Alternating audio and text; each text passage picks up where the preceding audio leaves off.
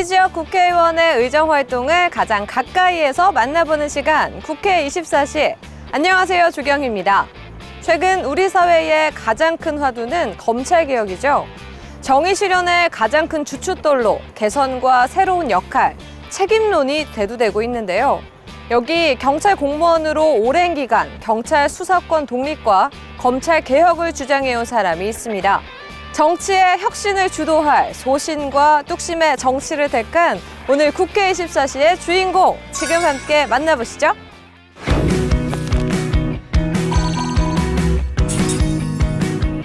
(3월 15일) 국회 정론관에서 열린 기자회견. 네, 황운하 의원입니다. 국민의 생명과 안전을 보호하는 제대로 된 스토킹 처벌법을 3월 국회 내 반드시 논의하고 통과시키자는 제안을 드립니다. 스토킹 범죄는 피해 당사자의 일상을 뒤흔드는 것은 물론이고 가족, 직장 동료 등 주변인들에게까지 정신적, 신체적 피해를 주는 엄연한 범죄 행위입니다. 그러나 여전히 스토킹을 범칙금 10만 원의 경범죄 수준으로 치부하는 사회적 통념으로 인해 스토킹 처벌법이 처음 국회에서 제안된 후 20여 년이 지난 현재까지도 제대로 된 논의조차 이루지 못하고 있습니다. 국민의 생명과 안전을 보호하기 위한 스토킹 처벌법을 3월 국회에서 반드시 통과시키겠습니다. 스토킹 범죄의 처벌 등에 관한 법률안 대안을 의결하도록 하겠습니다. 투표해 주시기 바랍니다. 마침내 20년 만에 본회의에 상정된 스토킹 처벌법. 스토킹 범죄의 처벌 등에 관한 법률안 대안은 가결되었음을 선포합니다.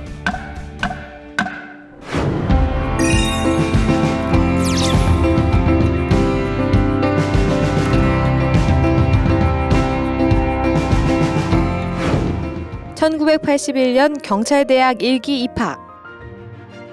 속박을 싫어하는 자유로운 영혼답게 방황의 날을 지났지만 우수한 성적으로 졸업.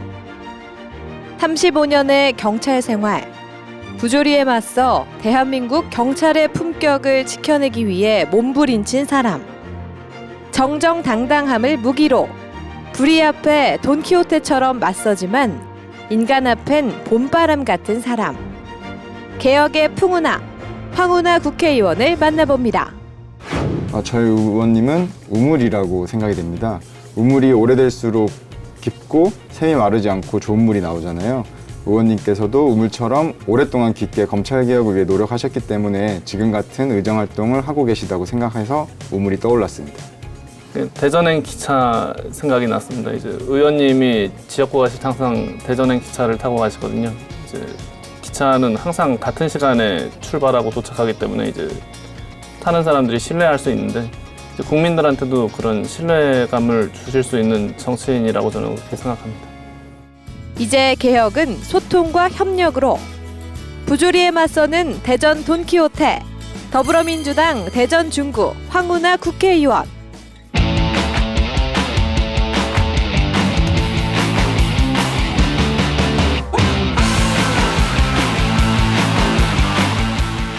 오늘 국회 24시 황운하 의원님과 함께하도록 하겠습니다.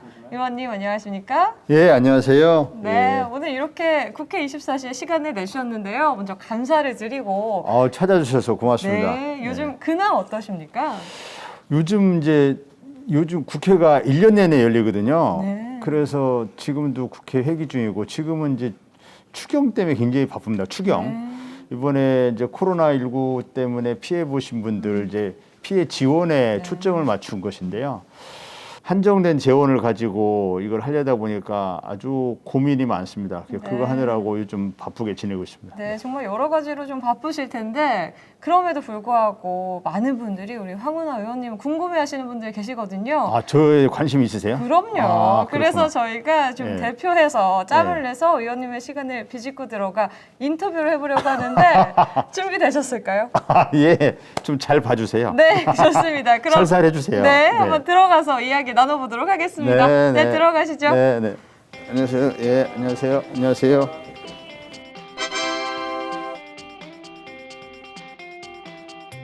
의원님 시국이 시국인 만큼 손 소독부터 먼저 진행하도록 하겠습니다. 아, 예, 네. 예. CMB에서 가져오신 것 같아요. 네, 저희가 또 챙겨왔습니다. 아, 고맙습니다. 물도 좀 드시죠. 물은 제 방에서 준비한 거죠. 네. 여러분 안녕하세요. 더불어민주당 대전 중구 황운하 국회의원입니다. 하나, 둘, 셋. 의원님 본격적인 토크에 앞서서 저희가 좀 몸을 풀기 위해서 간단한 예. 게임을 준비해봤는데요. 바로 예. 5자 인터뷰입니다. 제가 제가 5글자 대답해야 돼요? 네, 제가 질문을 드리면 5글자로 대답을 해주시면 됩니다. 이렇게 1, 2, 3, 4 찍는 게 아니고 네, 맞습니다. 주관식으로? 네, 그럼 먼저 첫 번째 질문 드립니다. 소개 좀 해줘. 저를요? 네. 5글자로. 나 행운아야. 오, 네, 좋습니다. 비슷하죠? 예, 예. 네, 좋습니다. 이름이 황운하여서 좀 비슷하죠. 행운아. 와, 너무 좋은 라임인데요. 나 행운아야. 네, 괜찮은 것 같아요. 좋습니다. 특징이 뭐야? 나 풍운아야. 너무 잘하시는데요? 그래요? 네, 세 번째 질문 드립니다. 나의 장점은? 돈키호테 형. 돈키호테요. 굉장히 여기서 형이라는 네. 것은 이제 테스 형 할 때 그런 형의 네. 의미도 있고 네. 제가 좀 돈키호테 같아요. 그러시군요. 예, 돈키호테 같아서 돈키호테는 장점도 있고 단점도 있어요. 단점은 네. 쥐잘난 맛에 산다는 그런 단점도 있지만 네. 장점은 이제 현실의 부조리를 과감하게 도전해 나서죠. 네. 예, 제가 좀 그런 약간 진상기가 있어요. 예. 네. 돈키호테라는 별명을 많이 들었었어요. 네. 전 장점이라고 생각해요. 아주. 근데 물론 네. 어떤 경우는 단점으로 지적도 돼요. 그렇습니까? 예, 의원님 고맙습니다. 그럼 이제 본격적으로 저희가 좀 이제 짬짬 토크를 해볼 텐데 저희가 의원님과 관련된 키워드를 이렇게 좀 준비를 해봤습니다. 예. 하나씩 뽑아서 저에게 주시면 관련된 이야기들 나눠보도록 하겠습니다. 여기에 키워드가 들어가 있어요? 네, 좋습니다. 첫 번째 키워드. 이렇게 해서 드리면 네, 돼요? 저를 한번 주시죠. 네. 어떤 키워드가 들어있을지. 첫 번째 키워드입니다. 첫 번째 키워드. 경찰대 일기입니다. 1981년에 이 경찰의 우수 인력 확충을 위해서 경찰대가 처음 만들어졌잖아요. 이 경찰의 길을 선택하시게 된 계기가 있을까요?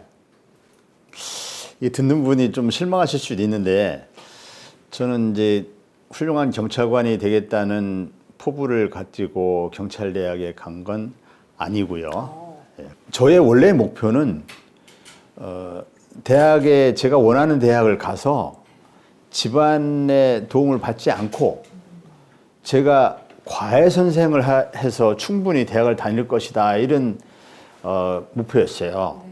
근데 제가 고등학교 3학년 때 7.30 교육개혁 조치라는 걸 했어요. 7월 30일 날 발표한 교육개혁 조치인데 이게 과외 금지 이거였어요. 본고사 폐지 이거였거든요. 이 과외 선생을 할 수가 없으니까 막막해진 거죠. 그래서 어떻게 해야 되나 고민하던 차에 경찰대학 모집 공고를 본 거죠. 경찰대학 모집 공고를 보니까 4년 동안 돈을 한 푼도 안 내고 오히려 돈을 받고 그리고 저는 그 비슷한 학교가 사관학교가 있었는데 전 군인이 되긴 정말 싫었거든요. 그래서 이제 군인이 되는 거는 제가 선택할 수 없었고 근데 경찰은 제가 가면 훌륭한 경찰관이 될 수도 있지만 이 경찰이란 조직을 제가 좀 굉장히 개혁시킬 수 있겠다라고 하는 그런 꿈이 생겼어요 그때. 그래서 경찰 조직을 이 국민들로부터 굉장히 신뢰받는 사랑받는 경찰을 만들어 보겠다 이 목표를 세운 거죠. 그래서 갔습니다. 좀 큰 포부를 가지고 이제 들어가셨는데 네. 우리가 흔히 생각하는 그런 대학 시절과는 좀 다른 생활을 보내셨을 것 같다는 생각이 드는데 네, 어떠셨어요? 맞아요. 엄청나게 답답했어요. 그래서 이 경찰대학을 이제 국가가 이제 세운 대학이잖아요. 국립대학이고 그 당시는 우리가 이른바 이 대한민국이 이 군사 독재 국가였습니다. 그때. 그러다 보니까 경찰대학을 만드신 구상하신 분들이 기성세대들이니까 이분들은 육군사관학교 출신들이 대한민국을 다 휘어잡고 있어. 그러니 경찰대학도 육군사관학교처럼 키우자. 이런 생각 때문에 육군사관학교의 교육 방식을 그대로 경찰대학으로 이렇게 모방을 한 거예요. 그러다 보니까 입학 전에 뭐 미리 한 4주 전부터 들어와서 군사훈련 하라고 그러고 군사훈련 할 수 있어요. 뭐 극기훈련하는 그런 마음으로 할 수는 있는데 이 문제는 이제 저는 그런 것을 별로 안 좋아했어요. 극기훈련을 하는 것까지는 좋은데 대학은 좀 자유를 만끽하면서 그러면서 다양한 경험을 해야 되거든요.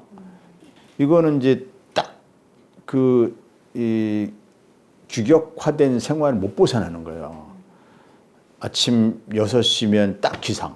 그때부터 구보하고 뭐 이제 아침 식사 시간 되면 식사하고 피동적이고 타율적인 생활이 반복되는 거죠.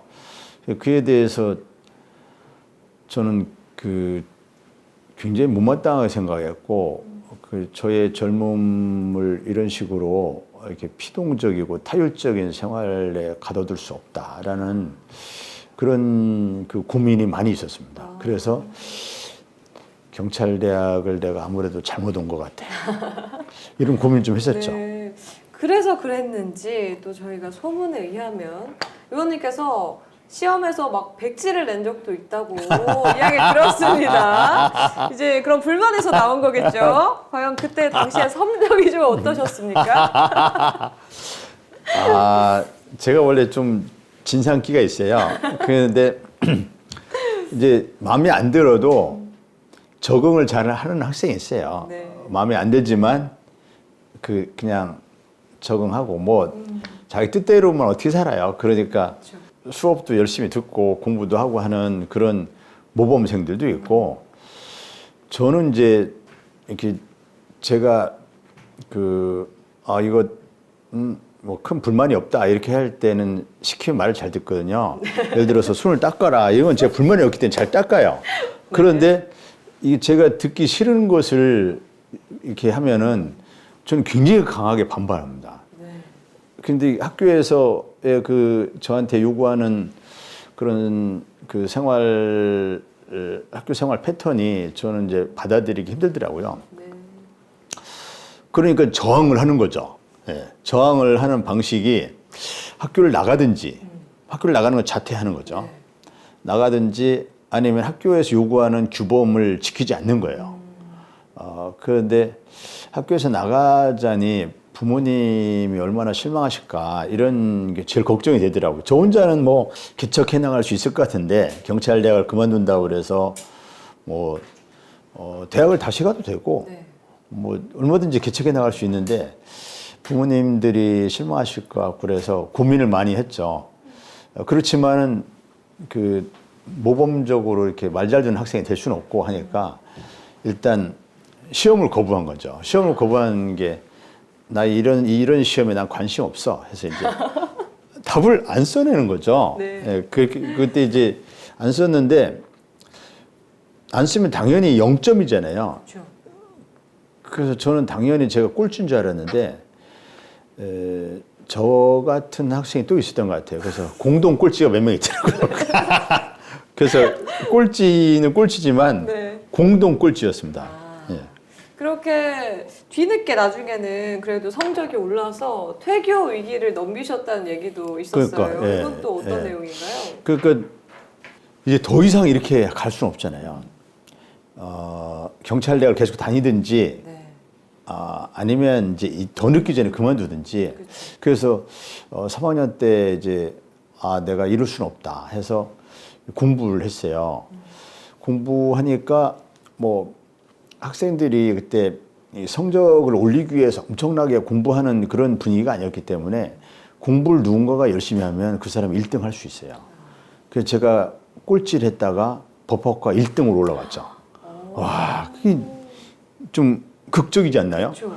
완전 꼴찌에서 1등으로 네. 이렇게 올라간 거예요. 그렇게 이제 성적을 올리는 바람에 졸업할 때 네. 법학과 60명인데 네. 60명 중에 12명이 서울에 발령받을 수 있었어요. 제가 그 안에 들어와서 서울로 발령받았어요. 네. 대단하지 않습니까? 대단하십니다. 네, 그러니까 그 꼴찌가 서울 발령받는 이런 그런 이제 기적 같은 일이 네. 벌어졌던 거죠. 예. 정말 드라마틱한 대학 생활을 보내셨다는 느낌이 드는데 네. 그 이후에 그 이제 앞으로 펼쳐질 이야기들도 참 궁금하거든요. 아. 계속해서 다음 키워드 뽑아주시죠. 아, 또, 예, 네. 예. 아, 또 뽑는군요. 네, 두 예. 번째 이것도 키워드. 이것도 또 네. 드리고, 예. 저에 대해서 뒷조사를 좀 하신 것 같아요. 좀 많이 했습니다. 네. 두 번째 키워드 문제적 인간입니다. 아, 굉장히 또 기대를 저버리지 않는 키워드인데요. 뒷조사를 좀 하셨네요. 어떤 문제들이 있었나 하나하나 살펴보니까요. 1985년대 이제 경찰대를 졸업한 후에 경위로 임관을 하고 88년에 종암서 형사 4반장이 되셨다고 들었어요. 20대의 형사반장 굉장히 빠른 거 아닌가요? 그때 저도 정말 와, 나에게 이런 멋진 자리가 주어지다니 너무 스스로에게 감동했어요. 왜냐하면 그때는 그 프로가 남아 있었나 없어졌나 모르겠는데 수사반장이라는 프로가 있었어요. 70년대 굉장히 인기 있는 프로였어요. 70년대 아마 거의 뭐 인기 순위 탑 순위로, 그래서 수사반장 역할이 나한테 주어졌구나 생각하고 굉장히 이제 부푼 가슴으로 열심히 했었습니다. 네. 그 20대 때 젊은 수사반장이어서 그랬는지 굉장히 또 패기 넘치던 시절이었어요. 네. 불의를 보면 절대 참지 못하셨다고 들었습니다. 제가 끼가 있거든요. 이게 경고만 하셨으면 다행인데 서장님의 친구를 구속하기도 하셨다고요. 이건 또 어떤 내용인가요? 저는 이 상사들과 이렇게 썩 잘 지내지 못했어요. 근데 일부 상사들하고는 물론 잘 지낸 경우도 있었지만, 근데 그것은 저는 잘 지내는 것이 오히려 옳지 않은 일이라고 생각해요. 그렇다고 일부러 뭐 갈등을 빚은 건 아니지만, 그렇죠. 왜냐하면 이제 상사분들이 그때 제가 볼 때는 그 개혁해야 될 또는 타파해야 할 또는 청산해야 할 구시대적 그 어떤 잘못된 관행, 그분들과 불화를 빚을 수밖에 없죠. 그런데 이제 지금 말씀하신 좀 극단적인 사례가 경찰서장하고 이제 친구분이었어요. 경찰서장하고 친구분이어서 저하고도 잘 지냈어요. 왜냐하면 이제 제가 그분하고 잘 지냈다기보다는 우리 서장님이 저를 오라고 해서 같이 어울려서 밥도 먹고, 그런데 어느 날 이제 그분에 대한 비리가 제보가 됐어요. 수사기관 입장에서 볼 때는 그런 비리가 한두 건이 아니고 무시해도 그뿐이에요. 또 수사를 해도 그 강도를 어느 강도로 하느냐에 따라서 결과는 달라지거든요. 그러니까 매우 강도 높게 하면 이 비리를 탈탈 털 수도 있는 거고, 수사해 봤는데 좀 알아봤는데 뭐 별거 없는데 이러면서 이제 그거를 덮을 수도 있어요. 이분 입장에서 볼 때는, 그 서장님 친구분 입장에서는 뭐 그런 비리 제보야 뭐 내가 지금까지 한두 번 제보당했냐, 경찰에서 뭐 알아서 이렇게 사건 처리해주면 되지 뭐 이렇게 생각했던 것 같아요. 그런데 이제 잘못 걸린 거죠. 그래가지고 그 비리를 탈탈 털어서 구속을 했죠. 그러니까 서장님이 이제 너무 놀라셨죠. 놀라셔가지고 저를 부르시더니 황 과장이 소신껏 하는 것을 내가 어떻게 말리겠냐고. 또 황 과장하고 같이 근무해 보니까 말린다고 들을 사람이 아니라는 걸 내가 알겠더라. 네. 그러니까 알겠으니까 황 과장 뜻대로 하라고. 내가 방해하지 않겠다. 네. 그래서 감사합니다 하고 그냥 나왔어요. 그리고서는 구속을 했죠. 근데 속으로는 소장이 얼마나 저를 미워했겠습니까, 소장님이. 네. 저런 가 있네 이렇게 생각했겠죠. 이러다 보니 이 트러블 메이커라는 별명이 붙을 수밖에 없었을 것 같아요. 하지만 지금 와서 생각해보면 정말 이 본인만의 소신을 강직하게 지키신 거잖아요. 그래서 이번에는 저희가 아예 대놓고 판을 깔아드리겠습니다. 나 이런 일 했어 하는 대표적인 사건들 좀 소개해 주시죠. 35년 했네요. 돌이켜보니까. 근데 좀 기득권과의 싸움 이게 좀 많았어요. 경찰이 특히 이 강한 권력에 약하다 이런 소리 듣는 것을 제가 극도로 싫어했어요. 제가 서울에서 또 근무할 때 어느 경찰서 형사과장으로 근무할 때인데 당시 경찰청장을 공개적으로 이제 비판을 했었어요. 경찰청장은 역사의 죄인이 되지 말라 하면서 굉장히 강하게 비판했었어요. 그리고 그 뒤에 또 어떤 경찰청장은 제가 빨리 스스로 알아서 물러나라 하면서 퇴진을 이제 공개적으로 촉구했어요. 그래서 제가 퇴진을 촉구해서 실제로 그분이 굉장히 많은 이제 경찰 내부 구성원들로부터 퇴진 요구를 받았어요. 지금 그때로 다시 돌아간다고 해도 똑같이 행동을 하실 수 있을까요? 저는 그럴 것 같아요. 예. 변방에 있는 사람들이, 비주류에 있는 사람들이 이 주류들, 기득권들의 부조리와 그들의 어떤 그 잘못된 관행, 그 모순, 이런 것을 계속 공격하면서 우리 사회를 한 단계씩 발전시켜 나갔다. 이에 대한 믿음이 있어요. 그래서 벌써 제가 이제 우리 한국 나이로 60이에요. 많죠. 대체로 나이 들어가면서 보수화된다, 기득권화된다 했는데 저는 아마 늙어 죽을 때까지 계속 이렇게 이 비주류적 사고, 아웃사이더적인 사고, 변방적인 사고, 잘 나가고 싶지 않은, 잘 나가는데 거기 편승하고 싶지 않은 이런 것이 태생적인 것 같아요. 그래서 아마 그때로 돌아가도 상사들과 이런 충돌, 상사들을 친구로 구속해 버린다든지 이런 일은 제가 제 삶의 정체성을 규정짓는 그런 일들이기 때문에 그 변함이 없을 것 같아요. 네.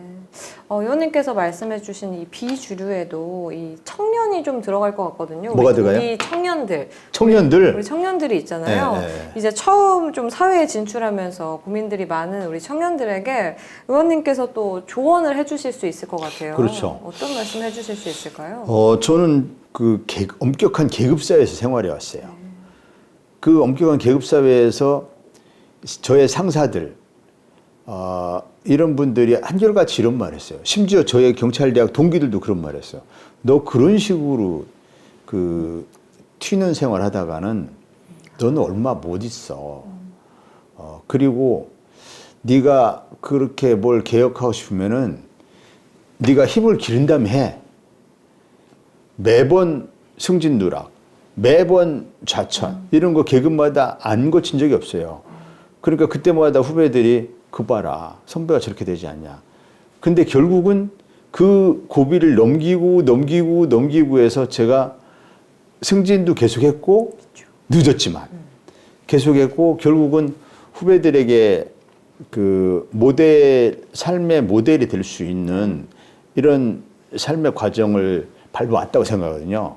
그래서 청년들에게 그렇게 소신과 어떤 정직한 삶, 이것을 유지해도 잘 살 수 있다.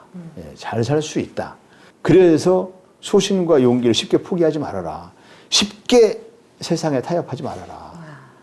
쉽게 약해지지 마라. 이 얘기를 꼭 하고 싶어요. 네, 이렇게 청년들에게 조언까지 해주셨는데요. 계속해서 다음 키워드 뽑아보도록 하겠습니다. 아, 예, 또 네, 뽑아요? 예. 세 번째 키워드입니다. 아, 지금 2개를 했나요? 네, 두 번째 하셨고요. 이제 세 번째 키워드, 검찰과의 전쟁입니다. 아, 예, 예.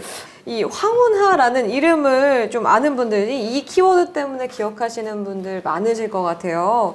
의원님, 검경 수사권 조정의 핵심이 뭔가요? 그건 아주 간략하게 줄여서 얘기하면 수사는 경찰이, 기소는 검찰이, 재판은 법원이, 이게 핵심 포인트입니다. 지금 제가 얘기하는 수사, 기소, 재판은 이른바 형사사법 시스템이에요. 형사사법 시스템. 이 궁극적인 목적은 국가 형벌권의 실현이죠. 국가가 형벌권을 실현함으로써 어떤 정의로운 또 질서가 있는 사회를 만들려는 거죠. 우리나라로 치면 원림재판, 사또재판이 있었어요. 원림과 사또가 아무나 잡아다가 네 죄를 네가 알렸다 하면서 네 죄를 네가 알렸다 하면서 매우 패는 거예요. 매우 패라 이렇게 하면서 계속 잘못이 있든 없든 자기 잘못을 얘기할 때까지 이렇게 패는 방식이죠. 이것이 이제 원림재판, 사또재판이에요. 이거하고 이제 여기서부터 비교를 하시면 돼요. 이거 잘못된 거잖아요. 그래서 재판하는 사람과 재판에 넘기는 사람을 나눠야 돼요. 재판하는 사람 따로, 재판에 넘기는 사람 따로. 그 다음에 재판에 넘기는 사람과 수사하는 사람을 또 따로 해야 돼요. 재판에 넘기는 사람을 분리해내는데 이때 재판에 넘기는 사람을 공소관이라 불러요. 이 사람을 검사라고 불러요. 공소관, 검사 이렇게 불러요. 그런데 이 공소관이 재판에 넘기기 위해서는 수사를 해야 돼요. 이 공소관이 수사를 하면 이게 원림재판과 다를 바 없어요. 나 재판에 넘길 거야. 누굴 콕 집어넣고 내가 너 재판에 넘길 거야 하고 죄가 있든 없든 재판에 넘기는 거예요. 이게 지금 우리 검찰이 하는 표적 수사예요. 난 기어이 너를 재판에 넘길 거야. 그래서 그런 일이 있으면 안 되기 때문에 재판에 넘기는 공소관, 이 사람은 수사를 하면 안 돼요. 수사, 기소, 재판, 이거를 각각 다른 기관에 맡겨야 된다. 그래야 어느 한 기관도 권력을 남용할 수 없다. 그리고 서로 견제가 될 수 있다. 수사를 함부로 했다. 기소기관인 공소관이 재판에 안 넘겨. 이러면 그뿐인 거예요. 기소기관이 재판에 넘겼어요. 법원에서 재판기관이 그거 무죄야 하면 그뿐인 거예요. 이렇게 견제가 되는 거거든요. 근데 우리는 검찰이라는 데가 기소기관인데 수사를 다 하는 거예요. 그러니까 이렇게 되면 억울한 사람도 많이 생기지만 이 기소기관이 굉장히 권력이 세져요. 검경 수사권 조정이라는 게 생겼어요. 이 부분은 이제 수사권 조정이라는 게 무슨 얘기냐면 크게 두 가지예요. 하나는 검찰이 이전에는 경찰을 부하로 생각했어요. 있을 수 없는 일인데 어쨌든 그런 시절이 있었어요. 그런 시절이 있었던 게 아니라 작년까지 그런 거예요. 그래서 이것은 상호 존중, 상호 협력, 상호 견제로 가야 되거든요. 그래서 이것을 상호 협력 관계로 바꿨어요. 이제 경찰과 검찰의 관계가 바뀐 거죠. 그 다음에 검찰이 모든 범죄에 대해서 수사권을, 독점적인 수사권을 가지고 있었는데 검찰에게 너희들이 할 수 있는 범죄는 요만큼이야 이렇게 묶어줬어요. 이게 이른바 6대 범죄라는 게 있어요. 요만큼 남은 거예요. 그래서 이제 공수처가 만들어지고 수사권이 조정이 돼서 검찰이 많이 개혁은 됐는데 아직 부족한 점은 많아요. 제가 21대 국회에 온 가장 큰 이유, 제가 21대 국회에서 해야 할 첫 번째 과제는 검찰 2단계 개혁을 완수하는 것이다. 이렇게 볼 수 있습니다.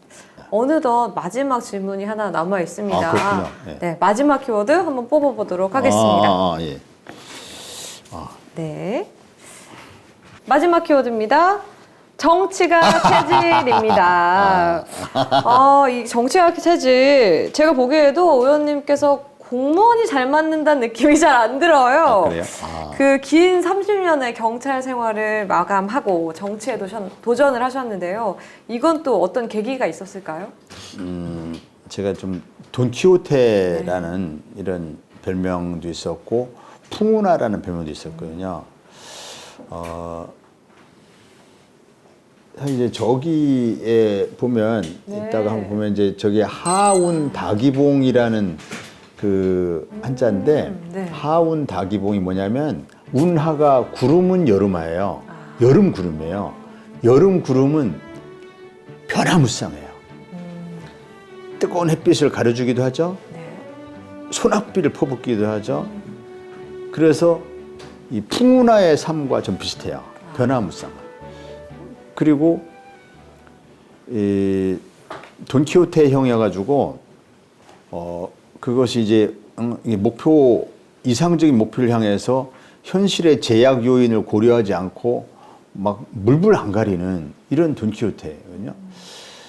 그래서 그 한 20년 전부터 기자들이 언론에서 저를 아무래도 정치 체질 같은데 아무래도 정치 체질 이렇게 얘기했어요. 왜냐하면 공무원 중에 그런 사람이 별로 없거든요. 그렇죠. 공무원이 그런 사람이 어디 있어요. 그래서 저보고 정치 체질이다 이랬는데 여기에서 의정활동을 하는 의정활동이라는 것은 법을 만들고 정부를 상대로 이제 비판활동, 감시활동, 견제활동하는 거 이런 것은 체질에 잘 맞아요. 네. 그런 것은 이제 너무 체질에 잘 맞고 그건 잘할 수 있는데 뭐가 안 맞냐면 제 삶이 그 유리그릇 안에 들어가 있는 것 같거든요. 다 들여다보는 거예요. 들여다보면서 조금이라도 트집 잡을 거 없는가. 흠잡을 게 있으면 바로 그걸 침소봉대에서 막 부풀려서 공격할 준비로 항상 날 감시하고 있거든요. 피곤한 삶이죠. 그런 어려움들이 많음에도 불구하고 정치인의 길을 선택을 하셨어요.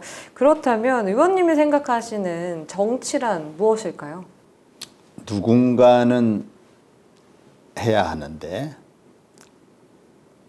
그 중에 공적인 가치에 헌신할 수 있는 마인드가 갖춰진 사람이 불가피하게 회피할 수 없는 일, 그게 저는 정치라고 봅니다. 예컨대 저는 그 집안의 부모로부터 물려받은 재산 당연히 없고 그러기도 하지만 제가 가진 땅이 한 평이 없어요. 근데 가져보려고 하질 않았어요. 앞으로도 그럴 것 같아요. 정치는 가급적이면 그렇게 공적 가치를 우선하는 사람들이 맡았으면 좋겠다. 저는 비교적 공적 가치 우선의 삶을 살아왔고 그 가치관이 조금 만들어진 사람이에요. 그래서 어떻게 하다 보니까 계기가 돼서 이제 발을 들여놓게 됐는데 어쩔 수 없이 이제 해야 되는 거죠. 어쩔 수 없이 공적 가치를 우선하는 사람이 맡아야 될 영역인데 피할 수 없다면 이제 하는 거죠. 그렇게 저는 정치를 그렇게 생각합니다. 네. 이렇게 의원님과 좀 다양한 이야기들을 짬을 내서 나눠봤는데요. 다음 의정활동 보내드리고 다음 의정활동들도 저희 국회 24시가 함께하도록 하겠습니다. 뭘 또 합니까? 이 한 50년 전 진 아파트인데 수돗물이 없어서 그 주민들이 고생을 하셨어요. 근데 황운하 의원님이 여기 의원 되시면서 이 수돗물을 놔줘서 참 주민들이 지금 엄청 고맙게 생각하시고 아주 물을 잘 쓰고 있습니다. 대한민국 화이팅! 황운하 화이팅!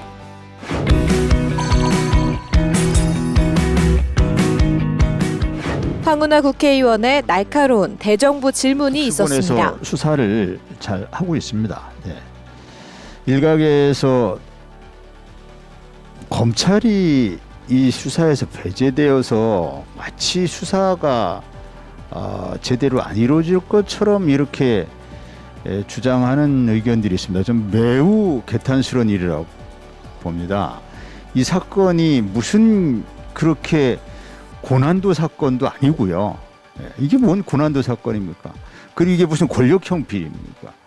이건 이 의지의 문제이고 또 오히려 경찰에게 적합한 사건입니다. 왜 그러냐면 이 동시에 대규모의 인력이 투입돼야 하는 그런 사건이기 때문에 경찰의 역량으로 충분히 잘 해낼 수 있는 이런 사건이고, 지금 중요한 것은 이 새롭게 변화된 형사소송 체계, 형사사법 체계, 즉 수사권 조정 변화된 대통령께서 말씀하신 것처럼 안착이 중요한데, 이 안착은 핵심은 경찰과 검찰의 협력 관계라고 봅니다. 이게 핵심입니다. 이게.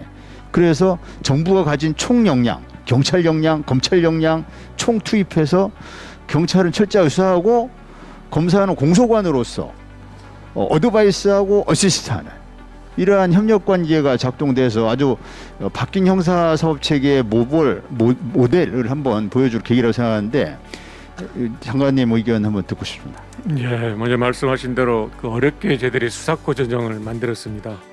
검경 그 협력 관계는 이미 잘 하고 있습니다. 그러니까 대검하고 국수본하고 협력 관계도 하고 또 그 밑에 실무협의체도 해서 그걸 가동하면서 검찰이 할 수 있는 강제 수사에 관여하는 거라든지 또 법리 검토, 수사 노하우 등에 대해서 충분하게 현재 협의를 하고 있어서 우려하시는 바와 같이 검찰이 직접 하지 않음으로 인해서 이 수사가 지장받는 것은 저는 크지 않다 이렇게 생각합니다. 30년이 넘는 경찰 생활 동안 함께한 이들이 이구동성으로 하는 이야기, 바로 황운하 의원의 한결같음입니다. 오랜 공직기간을 거치는 동안 처음과 끝이 다른 사람을 너무나도 많이 봐왔기 때문이죠. 말만이 아닌 행동으로 보여주는 사람, 그래서 황운하 의원은 시대와 지역을 뛰어넘어 상호 소통과 협치를 이끌어내는 정치인으로 신뢰를 받고 있는데요. 국회의원 황운하 의원이 꿈꾸는 대한민국은 과연 어떤 모습일까요?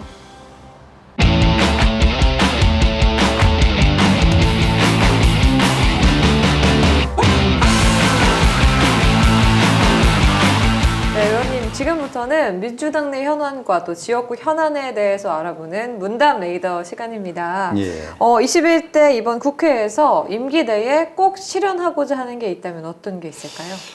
저는 선거 나올 때 그 유권자분들에게 약속을 했어요. 3가지를 꼭 하겠다.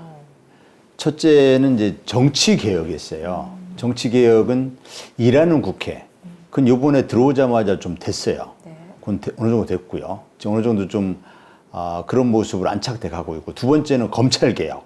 검찰 개혁 지금 제가 중대범죄수사청 법안을 발의해서 지금 진행 중에 있어요. 이번 제 임기 내에 꼭 마무리할 거고요. 세 번째는 낙후된 중구를 발전시키는 겁니다. 낙후된 중구 원도심을 다시 부흥시키는 중구 부흥. 이 3가지를 제가 꼭 하고 싶습니다. 네. 이번에는 지역구에 관한 질문을 드릴 텐데, 먼저 우리 지역구 소개 좀 해주세요. 우리 중구는 과거에 자존심의 상징이었어요. 문화예술의 중심이었고, 네. 정치 행정의 중심이었어요.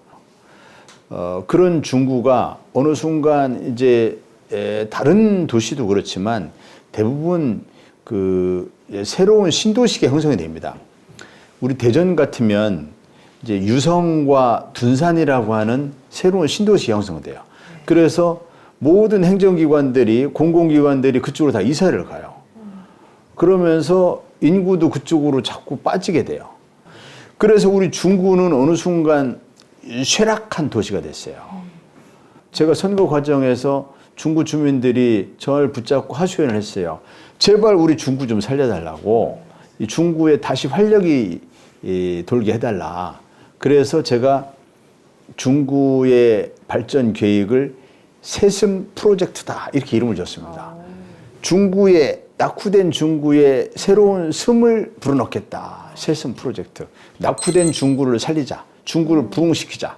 중구에 셋을 불어넣자는 21개 프로젝트를 가지고 이제 중구를 달라진 모습으로 새로운 중구로 보여드릴 생각을 가지고 있는데 네, 정말 이 지역구에 대한 애정이 마구마구 느껴지는데요. 저희가 좀 지역민들의 목소리를 담아왔습니다. 함께 보면서 이야기 나눠보도록 하겠습니다. 예. 한번 볼까요? 네. 코로나19 확산으로 인해서 전통시장에 사람이 너무 줄어들고 지금 너무 한산해서 우리 전통시장이 다 죽어가고 있습니다. 지금 우리 소상공인들은 너무 힘들어서 진짜 숨이 팍팍 막힙니다.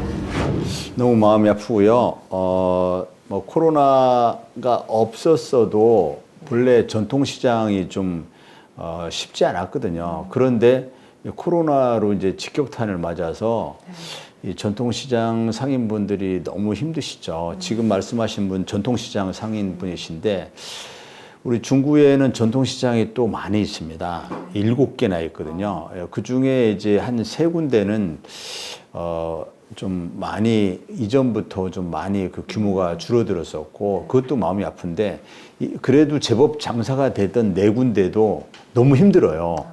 그래서 이것은 이제 지원을 가지고는 해결하는데 한계가 있고 저 전통시장에 사람들이 모이게 해야 됩니다. 전통시장의 사람들이 이제 코로나가 끝나고 나면 전통시장에 사람들이 많이 모일 것이냐 꼭 그렇지는 않거든요. 왜냐하면 지금 코로나가 끝나고 나면 생활 패턴이 바뀔 거예요, 아마. 온라인 구매를 합니다, 이제. 그래서 전통시장이 온라인 마케팅 활용하지 않으면 살아날 수가 없어요. 그래서 전통시장에게 어떻게 온라인 마케팅 이것을 접목시킬 것인가, 이게 제가 고민이고요. 일시적으로 지원금 좀 들여가지고는 해결이 안 됩니다. 물론 이제 제가 지금 말씀하신 것처럼 전통시장에 틈나는 대로 가서 인사드리고 말씀드릴 건데 제가 가서 전통시장 물건 다 사드릴 수도 없고 그 제가 가서 잠깐 힘내세요 라고 말씀드린다고 해서 금방 뭐 좋아지는 게 아니기 때문에 근본적인 해결책을 찾으려면 이제 그런 제도적인 새로운 전통시장 활성화를 위한 제도적인 방법을 찾아봐야죠. 네, 좋습니다. 그럼 계속해서 두 번째 지역민 만나보도록 하겠습니다. 안녕하세요. 전 취업을 앞둔 청년입니다. 취업을 하고 싶어도 일자리가 부족하고 창업을 하려 해도 기술이나 자본이 부족해 시작도 못하고 있는 상황입니다. 저 같은 청년들이 희망을 가지고 일을 시작할 수 있는 정책을 부탁드립니다. 제가 중구를 원도심을 활성화한다는 그런 계획과 함께 청년들이 이제 창업에 도전하고 그 창업을 이제 우리 정부가 지원할 수 있도록 중구에서 좀 특화된 거리를 만들려는 제가 그런 계획을 가지고 있습니다. 이름하여 소셜 벤처 특화 거리인데요. 소셜 벤처. 이제 벤처 중에 소셜 벤처라는 거죠. 앞으로는 점점 더 사회적 가치를 추구하는, 경제적 가치뿐 아니라 사회적 가치를 추구하지 않는 그런 기업은 좀 이게 계속 지속 가능성이 떨어질 겁니다. 그래서 또 사회적 가치를 추구하는 기업은 이게 일종의 블루오션이에요. 그래서 그쪽이 성장 가능성이 높거든요. 그래서 이 옛 충남도청부터 대전역까지 또 뭐 짧게는 목척교까지 대전청까지 그 거리를 소셜 벤처 특화 거리, 소셜 벤처의 창업을 지원해주고 또 육성을 하는 이 소셜 벤처 특화 거리로 만들려고 지금 계획을 세우고 있고요. 그 부분은 소셜 벤처에 주로 도전할 그 대상이 주로 청년들이거든요. 그래서 청년들의 소셜 벤처 창업 도전을 제가 적극 응원할 것입니다. 네. 그렇게 해서 청년들의 취업과 창업에 좀 도움을 드리도록 하겠습니다. 네, 좀 앞으로가 기대가 됩니다. 계속해서 마지막 우리 지역민 목소리 들어보도록 하겠습니다. 여성으로서 딸 가진 엄마로서 뉴스에 데이트 폭력이나 스토킹 등 여성을 상대로 한 사건을 보면 무섭습니다. 황운하 의원님께서 경찰 출신이라 더 전문성이 있으실 것 같은데 여성 안전을 위한 정책 추진을 부탁드립니다. 특히 지금은 이제 여성과 아동, 지금 말씀하신 분도 이제 여성들을 위한 안전뿐 아니라 아동에 대한 안전도 굉장히 걱정이 많으실 것 같아요. 경찰이 그 부분에 대해서 많이 집중을 하고 이른바 그 셉테드라는 것이 이제 범죄 예방 환경 설계인데요. 범죄 예방 환경 설계라는 것은 범죄가 난 다음에 범인을 잡으면 뭐예요? 범죄가 안 나도록 해야죠. 그래서 그 범죄가 발생하는 것은 여러 환경적인 요인이 있다는 거거든요. 여성을 상대로 한 범죄는 여러 환경적인 요인이 있습니다. 그래서 그 환경적인 요인을 근본적으로 제거해 주는 것, 이거 셉테드거든요. 그쪽에 좀 더 집중을 하고, 제가 경찰에 있을 때도 이 부분에 많이 집중을 했는데, 그 다음에 이제 입법적인 보완들이죠. 여성을 상대로 한 가정폭력, 또 여성을 상대로 한 스토킹, 이런 범죄에 대해서 경찰이 보다 초기 단계부터 강도 높은 조사도 하고 유관기관들이 있습니다.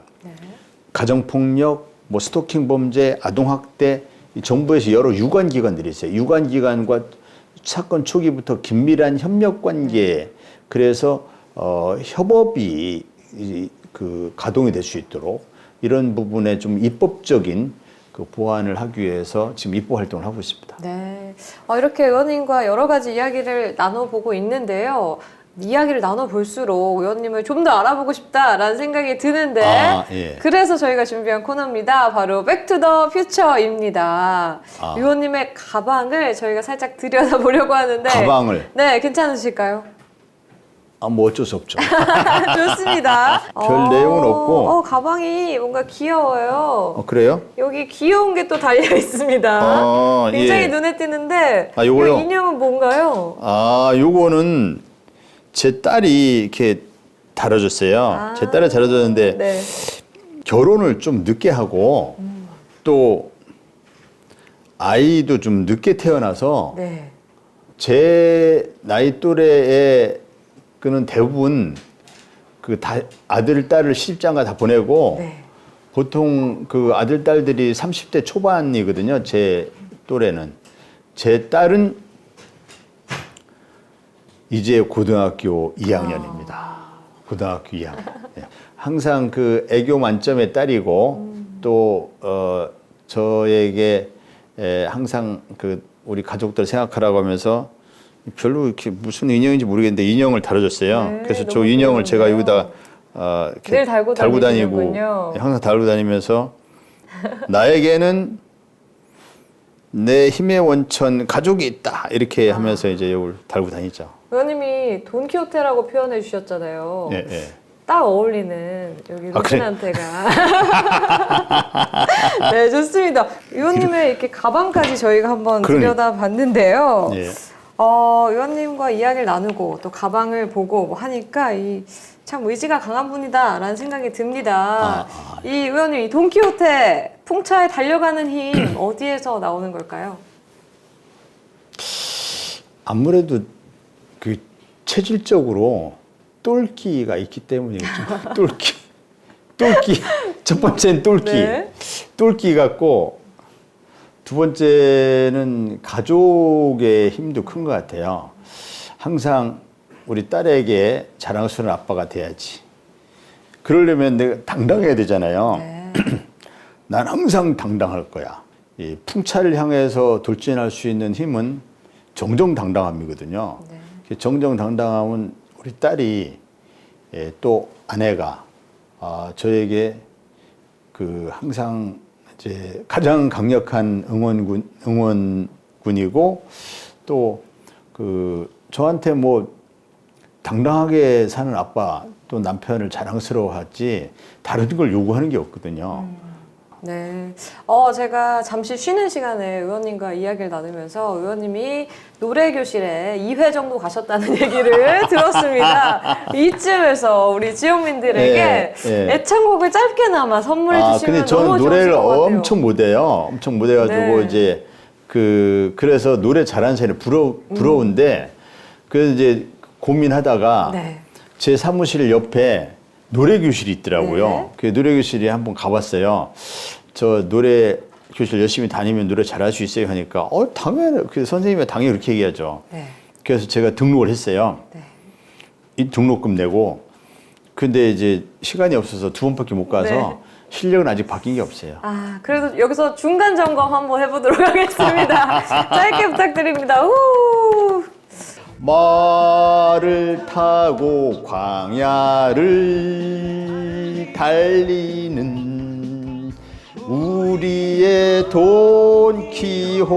돈키호테 이 노래를 좋아했어요. 네. 그래서 이제 이 노래를 나중에 좀 더 네. 배워서 지금은 제가 요 구절밖에 모르거든요. 나중에 멋지게 해드릴게요. 와, 다음에 완곡 한번 네. 기대해 보도록 하겠습니다. 고맙습니다.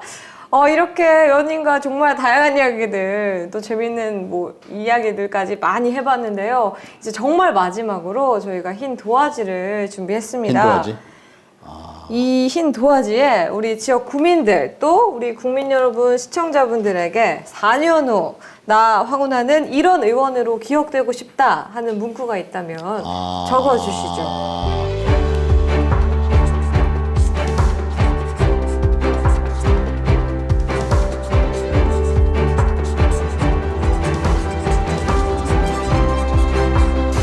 다음 선거가 아닌 다음 세대를 생각하는 정치인. 내가 지금 하고 있는 정치 활동이 다음 세대를 위한 도움이 되는가.